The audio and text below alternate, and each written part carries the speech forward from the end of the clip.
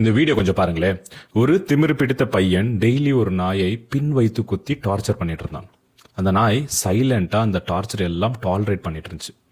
Day by day அவனோட torture அதிகமாயிட்டே இருந்துச்சு. அப்போதும் அந்த நாய் பொறுத்துக்குச்சு. ஒரு நாள் அதனால் வலி பொறுத்துக்கவே முடியல. பிரேக் ஆகி அந்த நாய் அந்த பையனை பார்த்து கொலைக்க ஆரம்பிச்சிருச்சு. அவ்வளவுதான். அடுத்த செகண்ட்ல அந்த பையன் கத்தி அழ ஆரம்பிச்சிட்டான். ஐயோ, இந்த நாய்க்கு வெறி பிடிச்சிருச்சு, என்ன கடிக்க வருதுன்னு. அங்கிருந்து குரோடோ ஃபுல் ஸ்டோரி தெரியாமல் அந்த நாயை கல்லாலே அடிச்சு கொண்டுட்டாங்க. கடைசியில் பார்த்தீங்கன்னா டார்ச்சர் பண்ணவன் விக்டிம் ஆயிட்டான், தாங்கி கொண்ட நாய் வில்லன் ஆயிடுச்சு.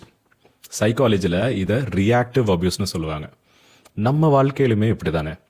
நம்மை சில பேர் ட்ரிகர் பண்ணிக்கிட்டே இருப்பாங்க. எப்போ வரைக்கும் ட்ரிகர் பண்ணுவாங்கன்னா நம்ம பிரேக் ஆகி ரியாக்ட் பண்ற வரைக்கும். நீங்களும் பொறுத்து தான் பார்ப்பீங்க. ஒரு லெவலுக்கு மேலே கோவப்பட்டு ஏதாச்சும் பேசியிருப்பீங்க. அவ்வளவுதான், அதை பிடிச்சுப்பாங்க. அவங்க பண்ணதெல்லாம் கம்ப்ளீட்டா வைப் பண்ணிட்டு அவங்களோட இன்னசென்ட் மாஸ்கை போட்டுப்பாங்க. அப்புறம் என்ன, நீங்க தான் ப்ராப்ளமேட்டிக் பர்சன் பிராண்ட் பண்ணவும் ஆரம்பிச்சிருவாங்க. நீங்களும் உங்க மேலதான் தப்பு இருக்குன்னு நினைச்சு ரிக்ரெட் பண்ணி உங்களை ரூடா ட்ரீட் பண்ண ஆரம்பிச்சுப்பீங்க.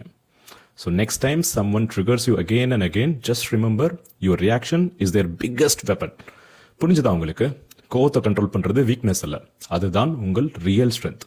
இந்த மாதிரி சுச்சுவேஷன் நீங்களும் ஃபேஸ் பண்ணியிருந்தீங்கன்னா இந்த வீடியோவை லைக் பண்ணிட்டு காமெண்ட்ல ஸ்டே ஸ்ட்ராங்னு உங்களுக்கும் மற்றவங்களுக்கும் விஷ் பண்ணுங்க. வாழ்க்கை ரொம்ப அழகா இருக்கும்.